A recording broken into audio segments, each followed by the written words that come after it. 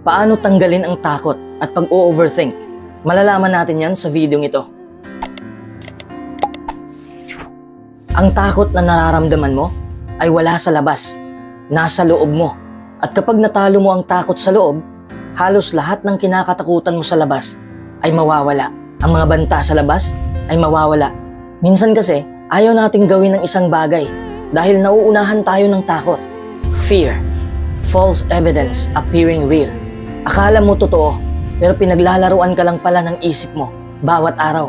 Pinaniniwala ka nito na may masamang mangyayari sa'yo. Pagsasabihan ka nito na huwag magtiwala sa lahat ng tao, pati na sa sarili mo. Pero ang totoo, wala namang dapat katakutan. Kinukontrol ka lang nito. Ang takot na palagi mong naramdaman ay nakadikit na sa iyong subconscious mind, kaya't palagi ka na lang nag-o-overthink. Kadalasan ng mga iniisip mo ay mga masasamang bagay. Ganito rin ako noon. Ang dami kong kinakatakutan. Particularly sa kinabukasan ko. Takot akong ma-stuck sa buhay na ayaw ko. Pero ngayon, lahat ng takot ko sa mga maaaring mangyari ay nawala. Gusto ko rin tulungan kita. Lalong-lalo na ngayon na napakahirap ng buhay. Halos lahat nababalot ng takot. Takot malugi. Takot mawala ng pera. May takot sa opinyon ng ibang tao. Takot sa realidad ng buhay. Alam ko ang naramdaman mo. Madali lang talagang matakot. Pero narito ako upang sabihin sa'yo na wala kang dapat katakutan. Tandaan mo lang to. Kapag palagi kang nag-a-analyze ng mga bagay o sitwasyon, maparalyze ka. Analysis, paralysis. Sabi ko nga kanina, pinaglalaruan ka lang ng isipan mo. Marami kang maririnig sa ulo mo na hindi naman totoo. Kung isa ka sa mga taong nag-o-overthink, para talaga sa'yo ang mensaheng ito. Please, stop living in fear all the time. Lahat na lang ng pangyayari sa mundo ay kinakatakutan mo. Kung hinahayaan mo lang na babalutin ka ng takot, walang tao ang magkakagusto sa'yo.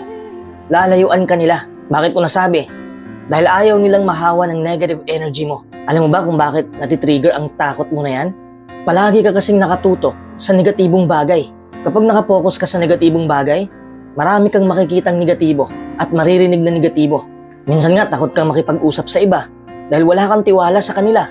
Takot kang mamatay. Kahit alam naman natin na kahit anong oras ay pwedeng mangyari yun. Nabubuhay ka araw-araw na puno ng takot. Buhay ka nga, pero kinakain ka pa unti-unti ng takot mo.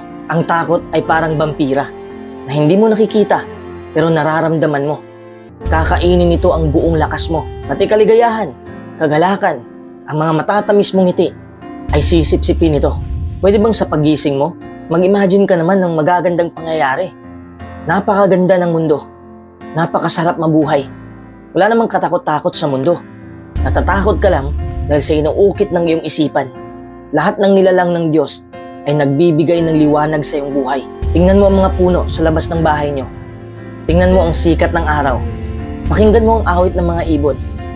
Your subconscious mind is 1 trillion times more powerful than your conscious mind. Ang subconscious mind natin ang nagkukontrol 90% sa kilos natin. Alam mo ba ang pinakamatindi? Ang subconscious mind natin ay oo lang ang nalalamang sagot. Oo lang ito ng oo. Halimbawa kapag sinabi mong natatakot akong mabigo, sasagutin ka niya ng oo, dyan ka lang kasi takot ka. Anong kilos mo? Wala. Pinapahinto ka ng subconscious mind dahil sa idinidikta ng iyong conscious mind. Kaya't mag-ingat ka sa pinapakain mo sa iyong subconscious mind dahil sasagutin ka nito. Kung anong ipinakain mo sa isipan mo, kakainin ka nito pabalik. Hindi ka taka-taka kung bakit lumobo ang takot sa buhay mo. Dahil pinapakain mo ng katakot-takot na mga salita ang utak mo. Kung ang positive energy ay nakakahawa, nakakahawa rin ang negative energy. Tinatawag natin itong mirror effect. Halimbawa kapag may kaibigan kang tatakbo sa harap mo at takot na takot, ninenervyos, ano ang reaksyon mo? Matatakot ka rin. Nakakahawa ang takot. Paano kung ang humarap sa'yo ay masayahing tao? Siyempre gagaan ang pakiramdam mo kahit may problema ka. Nakakahawa ang ating energy. Kaya't mag-ingat ka sa mga tao sa paligid mo o sa mismong sarili mong isipan. Kung gusto mong matanggal ang takot sa isipan mo, kung gusto mong mawala ang pag-overthink mo, tanungin mo muna ang sarili mo ngayon. Meron ba akong dapat katakutan ngayon? Siguro sasabihin mo, sa ngayon wala pa, pero bukas baka meron na. Teka lang, ang sabi ko, meron ka bang kinakatakutan ngayon? Huwag mo munang isipin ang bukas. Meron bang kakilakilabot na bagay na nangyari ngayon? Wala naman, di ba? Bakit mo pa pangunahan ng mga bagay na hindi pa naman nangyayari? Huwag mong pakialaman ang mangyayari bukas. Learn to live in the now. Kasi kung mamuhay ka lang ngayon, sa mismong araw na to, at gawin mo to araw-araw, lahat ng takot mo ay matatanggal. Tandaan mo ang sinabi ni Fritz Perls, lose your mind and come to your senses. Kontrolin mo ang iyong isipan. Kapag kasi nakapasok ang takot sa isipan mo, pati body pose mo ay apektado. Kung apektado na ang postura mo, bababa rin ang level ng iyong confidence. Huminga ka ng malalim at sabihin mo sa sarili mo, ang mga pangyayaring kinakatakutan ko ay hindi pa nangyayari. Relax lang muna ako dito. Kapag nagdi-deliver ako ng speech sa harap ng ilan, kinakabahan ako. Alam kong natural lang yon, pero pinapakalma ko ang sarili ko. You see, our mind tells us to be afraid of things. Analysis creates paralysis. Yan ang dahilan kung bakit nabubuo ang takot sa buhay mo. Dahil ina-analyze mo ang lahat ng bagay. Sa buhay mo mismo ay hindi ka tagatanaw na lang. Kasali ka sa laro ng buhay. Instead of thinking what could go wrong, focus on what could go right. Mapaparanoid ka sa kakaisip ng mga hindi ka nais-nais na bagay. Alam mo ba ang paranoia? Ito ay isang pag-iisip na pinaniniwalaan mo na grabing na-impluwensya ng pagkabalisa o takot. Madalas sa punto ng panlilinlang at kawalan ng katwiran. Pero alam mo, hindi naman ibig sabihin na walang silbi ang takot. Ang konting pagkatakot ay nakakatulong din para maging alerto tayo at mag-survive sa posibleng mangyari. Pero alam rin naman natin na ang sobra ay nakakasama rin sa atin. Wala tayong dapat katakutan, pero pinaniniwala tayo ng ating isipan na meron. Your subconscious mind doesn't know the real thing. Paano ko nasabi? Kahit nananaginip ka lang ng nakakatakot na pangyayari, your heart will also beat fast. Kahit panaginip lang yon, kinain pa rin ng subconscious mind mo. Yan ang pinakamalala na sitwasyon. Kung bubuo ka ng pangit na senaryo sa isip mo, magdurusa ka talaga. It is all in your mind. You always create a story that is not true. Don't believe everything your mind tells you. Gawa-gawa mo lang yon. Matuto kang pagaanin ang iyong sarili. Huwag mong pagsabihan ang sarili mo ng mga bagay na hindi naman nakakatulong sa iyong buhay. Bitawan mo ang mga senaryo sa ulo mo na hindi naman nakakabuti sa'yo. Ganyan magtanggal ng takot sa buhay. Huwag mo silang kimkimin. Labanan mo sila. Stop justifying them. They're not serving you. Ibig sabihin kung takot na takot ka, nagiging biktima ka ng sarili mong isipan. Dapat maging bida ka sa sarili mong kwento. Life is not happening to you. Life is responding to you. Kung haharapin mo lang ang kinakatakutan mo, mag-i-evolve rin ang buhay mo. Kahit huwag kang magtago na lang. Huwag kang magmukmok. Lumabas ka at harapin mo ang kinakatakutan mo. There's nothing to be afraid of. Kung may nililigawan ka ngayon, huwag kang matakot na mabasted. Huwag kang mag-overthink. Be confident. Kung mabasted man, then that's life. Hindi ibig sabihin na talunan ka. Panalo ka pa rin. Kasi natutunan mo na hindi lahat ng tao ay magugustuhan ka. Matuto ka sa realidad ng buhay. Wala namang mawawala sa'yo kung haharapin mo ang takot mo. Mag-focus ka lang sa mga bagay na nakakapagpagaan ng loob mo. Remind yourself that fear brings you down. I am a meditative person. Minsan nakikita ako ng mga kaibigan ko na nag-meditate. Tinanong nila ako, ano ba ang nakukuha mo sa paggawa niyan? Actually, wala akong nakukuha. Pero may natatanggal ako. Ano yon? Takot, pagkabalisa, pag-overthink. Meditation is one of the best ways to remove negative thoughts from your subconscious mind. Alam mo ba kung ano ang meditation? Ito yung pagsasanay na isubsob ang iyong sarili sa sandaling ito. Be grounded in the present moment. Dito mo rin mas makikilala ang sarili mo. At kapag kilala mo na ang buong pagkatao mo, tatakbo ang takot mo. Ang takot mo na ang matatakot sa'yo. Allow your thoughts to come and go without judgment. Huwag mong husgahan ang sarili mo. Huwag mo nang isipin ang hindi kinakailangan. Stop being so hard on yourself. Hindi naman kita tinuruan na maging perpekto sa buhay. Tinuruan lang kita kung paano pagaanin ang buhay. Hindi tayo nabubuhay dito para magpapaka-perpekto. Nabubuhay tayo dito para magpakatotoo. Huwag mong ibagsak ang iyong reputasyon. Hayaan mo sila kung ano ang sinasabi o iniisip nila tungkol sa'yo. Kapag wala ka nang pakialam sa opinyon ng iba, malaya ka na. Kapag malayang-malaya ka na, hindi ka na mahahawa ng negative energy. Mas ikaw pa ang makakahawa ng positive energy sa lahat ng tao. Stop being afraid in this world. No one can harm you if you don't allow them. Perception creates reality. Ang dahilan kung bakit napapasok ka ng takot at sumusobra na ang iyong iniisip ay napakakitid ng iyong utak. Palawakin mo ang iyong isipan upang makahinga ang bawat negatibo sa ulo mo. You have to develop a greater perspective. Don't see life in a freeze frame. See life as a continuous process. Kapag malawak ang iyong pananaw, malawak rin ang iyong pangunawa. Mas lalo mong maunawaan na wala palang dapat ikatakot. It's not as bad as it seems. Malalampasan mo rin to. Alam ko, mag-focus ka lang sa mga bagay na may silbi sa buhay mo. Hindi yung mga bagay na mas ikakatakot mo pa. Punuin mo ng pagmamahal ang iyong puso. Huwag takot ang higupin mo. 200 lang ang pagpipilian natin sa buhay. Pagmamahal o takot. Ikaw na ang bahalang pumili. Paano ba mababawasan ang anxiety? Pag-uusapan natin yan sa videong ito. Ang anxiety ay kabilang sa negatibong emosyon. Kung nagdusa ka sa anxiety mo, gawin mo ang 12 diskarteng ito upang gumaan ang iyong pakiramdam. Take note, ang diskarteng ito ay nagamit ko na at gumana siya sa akin. Sana ay gumana rin sa'yo. Number 1, harapin ng paisa-isa ang bawat araw. Isipin mong mabuti, ang ikinababalisa mo ba ngayon ay ikababalisa mo rin bukas? Sa isang buwan? Sa isang taon? O sa susunod na 5 taon? Hindi tamang problemahin ngayon ang iniisip mong magiging problema bukas, na baka nga ang ilan sa mga problemang ito ay hindi naman talaga maging problema. Maya't maya, suriin mo ang iyong pananaw. Halimbawa, makakatiyak ka ba na ang kinakatakutan mong bagay ay mangyayari? Hindi ka 100% sure, di ba? Bakit ka isip ng isip sa mga bagay na hindi ka naman sure na mangyayari ba? Gumawa ka ng mga plano upang labanan ang kinakatakutan mo. Maglaan ka ng oras upang pag-isipan kung ano ba talaga ang dulot nito sa'yo. Dito mo malalaman na wala itong dulot na kasiyahan sa buhay mo. Takot lang ang hatid nito. Number 2, kumalma ka lang. Mahirap huminga kapag nauunahan ka ng anxiety. Sumisikip ang dibdib mo. Hinahadlangan ng anxiety ang pagharap mo sa mga sitwasyon. Maramdaman mo ang sakit dahil inaakala mo na hindi mo ito kakayanin. Pero akala mo lang yon. Naramdaman mong wala ka nang magawa. Naramdaman mong mahina ka. Naghahanap ka ng kanlungan kung saan-saan.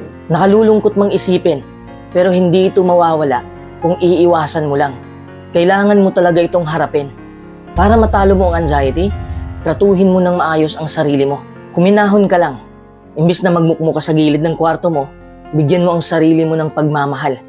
Isipin mo ang mga bagay na nakakapagpangiti sa'yo at gawin mo yun.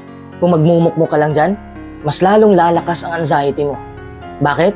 Kapag nakatunganga ka lang, imbis na gumawa ka ng aksyon, mas lalong paglalaruan ka ng isipan mo. Number 3, huwag mong dagdagan ang problema. Alam mo, ang pagkabalisa ay may hatid na katotohanan at kamalian. Kaya ito ang dahilan kung bakit natatakot tayo ng husto. Kasi hindi natin alam kung magkakatotoo ba ang iniisip natin o guni-guni lang natin. Parang ang lahat ng bagay ay may dalang pagbabanta. Halimbawa, noong pandemic, ang daming natamaan ng virus. Kapag inuubo ka na, tapos ang tagal mawala ng ubo mo, nag-iisip ka na ng negatibo. Iniisip mo na siguro may virus ka. Nagsasaliksik ka tungkol sa mga symptoms nito. Mas lalo kang natatakot sa nakikita mo dahil lahat ng symptoms ay nasa sayo. Kahit hindi ka pa na-test, naniniwala ka na may virus ka. Lalo na sa panahon ngayon, ang daming problema. Nabubuo ang anxiety dahil palagi tayong nakapokus sa mga bagay na hindi pa sigurado kung mangyayari ba. Nangangamba ka kahit hindi pa nag-i-exist ang problema. Mga pangambang hindi makatwiran. At ano ang mangyayari kapag mag-isa ka na? Kinakausap mo ang iyong sarili sa negatibong paraan. Ang tanong, nakakatulong ba sa'yo ang pag-iisip ng negatibo? Siyempre hindi, dahil negatibo yan eh. Hindi mo matanggal ang anxiety dahil dinudurog ka ng mga problemang ilusyon lang. Mga problemang gawa-gawa mo lang. Kung may sakit ka, mas lalong lalala ang sakit mo dahil sa mga problemang iniisip mo. Ganito naman halos lahat sa atin eh. Konti lang ang problema, dinagdagan natin ng iba pang problema. Problemang hindi naman nag-i-exist. Binubuo lang natin sa ating isipan. Hindi mo nga nakita ang problema, nakabuo ka na ng masamang resulta. Suspend the judgment until you get the facts. Number 4, mag-isip ka ng maayos. Alam kong mahirap mag-isip ng maayos kapag anxiety na ang nangingibabaw. Ito ang napakatindi. Hindi lang sa isipan ang anxiety, pati damdamin naaapektuhan ito. hanggang sa madamay nito ang iyong kinikilos. Huwag mong solusyonan lahat dahil hindi mo sila kakayanin. Harapin mo sila isa-isa. Magsimula ka sa isipan mo dahil dyan nag-ugat ang anxiety mo. Sabihin na natin na ang iyong anxiety ay mapang-api. Naniniwala ka na hindi mo mapipigilan ang pagkabalisa. Nararamdaman mo na wala ka nang magawa. Pero ang good news ko sa'yo, ang anxiety ay hindi mananatili magpakailanman. Inaakala mo lang na manatili ito sa ulo mo dahil sa paniniwala mo na hindi mo ito matatalo. Mag-isip ka ng maayos at malalaman mo na lang na hindi pala araw-araw ganito. May mga araw din naman na hindi ka nag-aalala ng sobra, di ba? Pwede bang umupo ka muna saglit at huminga ka ng malalim upang makapag-isip ka ng maayos? Number 5, alagaan mo ang iyong isipan. Siyempre sasabihin ng doktor na mental illness ito. Tama naman, anxiety is a state of mind. Anxiety is in your thoughts. Isipin mo ang isang banta at maramdaman mo kung ano ang naiisip mo. Gamitin mo ang pagkakataong ito upang isipin mo ang tungkol sa mga iniisip mo. Nakuha mo ba ang punto ko? I always practice meditation, training my attention and awareness and achieve a mentally clear and emotionally calm and stable state. Pakinggan mo ang mga salitang ginamit mo kapag nag-aalala ka. Nag-iinarte ka lang ba? Pinapalaki mo ba ang maliit na problema? Kailangan mong pakinggan ang sarili mo. Maririnig mo yan kapag nag-meditate ka. Ginagawa ko ito palagi. Sana'y masubukan mo rin. Palambutin mo ang mga masasakit na salita na naririnig mo galing sa isipan mo. Kapag naririnig mo ang kakilakilabot na salita, huwag mong gamitin ang kilabot para ilarawan ang isang bagay. Palitan mo lang ng hindi ka nais-nais para hindi masyadong mabigat ang salita. Kapag narinig mo ang hindi ko kaya, palitan mo ng matinding hamon ito. Ganyan ko rin kinukontrol ang mga salitang naririnig ko sa aking isipan. Ang mga matitigas na salita ay pinapalambot ko. At kapag napalambot ko na, doon ko sila dudurugin. Huwag mo silang palakihin kasi kung mangyayari yon, ikaw ang dudurugin nila. Number 6, huwag kang matakot. Ang anxiety ay isang anxiety lang. Nagiging masama lang ito kapag natatakot ka sa hatid nito. Anxious ka na sa iyong anxiety. Naniniwala ka na hindi mo makukontrol ang nababagabag mong damdamin. Mas lalong lumala ang pakiramdam mo. Subukan mo ang natutunan ko. Isipin mo lang ang 3 sentence na ito. Natural na may negatibo tayong emosyon. Hindi ako dapat nagpapadala sa iniisip ko. Ipaubaya ko na lang ito sa Diyos. Ibig sabihin ng 3 sentence na yan ay tanggap mo na ang pangyayari. Kapag hindi mo pinilit na pigilan ang iniisip mo, mababawasan din ang tensyon. Number 7, mag-focus ka sa pangarap mo. Ito ang pinakamasaklap kapag may anxiety ka. Manghihina ka mentally at physically.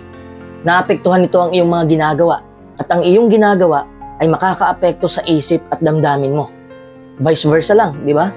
Imbis nagigil ka sa pangarap mo, namamanhid ka na. Pati mga tao ay lalayuan mo na. Dahil natatakot ka na baka saktan ka nila emotionally. Ang curiosity mo ay kumupas na. Ang ambisyon mo ay natuyot na.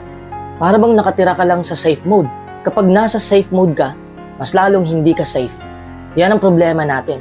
When we live comfortably, life will keep throwing us shit. There is no way to live your life. Kahit may anxiety ka, huwag mong kalimutan ang pangarap mo. Kahit nawalan ka ng gana, sikapin mo pa rin magliyab ang apoy sa puso mo. Go after what you want. Number 8, maniwala ka na kaya mo to. Ito kasi ang malala. Kung iniisip mo na hindi mo kayang wasakin ang anxiety, mapupunta ito sa depression. Hindi pareho ang depression at anxiety, pero magkadikit ang dalawang to. So don't think you're powerless. Believe you can defeat anxiety. Ipakita mo sa anxiety mo na mas malakas ka sa kanya, na kaya mong lumaban. If you face this, you will feel better about yourself and your life. Uulitin ko, ang pagkabalisa at depresyon ay may magkaparehong anyo. Pareho silang nagdadala ng doubts at parang blanco ka lagi. Disrupt one of these linked conditions and you are on your way to fixing a mixed anxiety and depression problem. Number 9, harapin mo to. Harapin mo dahil makakaya mo. Kung may anxiety ka, syempre mawawalan ka ng ganang kumilos. Lahat na lang ipinagpaliban mo. Ayaw mo nang magbago dahil napapagod ka na. Ang mga problema ay nagpatong-patong na at nahihirapan ka ng solusyonan. Ang anxiety at procrastination ay may hatid na hindi maganda sa buhay mo. Mas papasukin ka ng mga negatibong bagay. mga bagay na hindi ka komportable. Emosyonal mong iniiwasan ang paglapit at pag-ayos ng problema. Sa halip na harapin mo ng tama at umaksyon ka, tumatakbo ka na lang. Subukan mo ang ibang paraan. Ang paraan na gusto mo. Kasi may kanya-kanya naman tayong paraan para labanan ang negatibo sa isipan natin. Harapin mo ang sitwasyong kinakatakutan mo. Gawin mo ito kahit maliit na hakbang lang. Makikita mo na lang na ang anxiety at procrastination ay unti-unting maglaho. Number 10, magpakatatag ka. Bakit dapat kang magpakatatag? Dahil ang anxiety ang magpapahina sa'yo. Mawawala ang kumpiyansa mo. Kapag nagdududa ka na sa sarili mo, nagdududa ka na sa kakayahan mo, mawawala rin ang tiwala ng ibang tao sa'yo. Kasi maramdaman ng tao ang emosyon mo eh. Maipasa mo yan sa kanila. Dahil sa mga pagdududang ito, pinilit mong maging perpekto. Nagpapaka-perpekto ka para hindi ka lalayuan nila. Alam mo ba kung sino ang nagkukontrol sa'yo? Ang anxiety mo. Dahil alam mong hindi ka maging perpekto, kahit anong gawin mo, magiging self-conscious ka na at mas lalong mag-aalala ka sa iyong sitwasyon. Tandaan mo, hindi ang pagkakaroon ng anxiety ang basihan ng iyong halaga. Kahit may anxiety ka man o wala, may halaga ka pa rin. Kapag palagi mo lang iisipin na may halaga ka, tataas muli ang iyong kumpiyansa at hindi ka na mag-aalala kung ano ang sasabihin ng mga tao tungkol sa'yo at mas lalo kang tatatag. Number 11, meron itong solusyon. Lahat ng problema ay may solusyon. Hindi ko naman sinasabi na madali lang tanggalin ang anxiety sa buhay natin.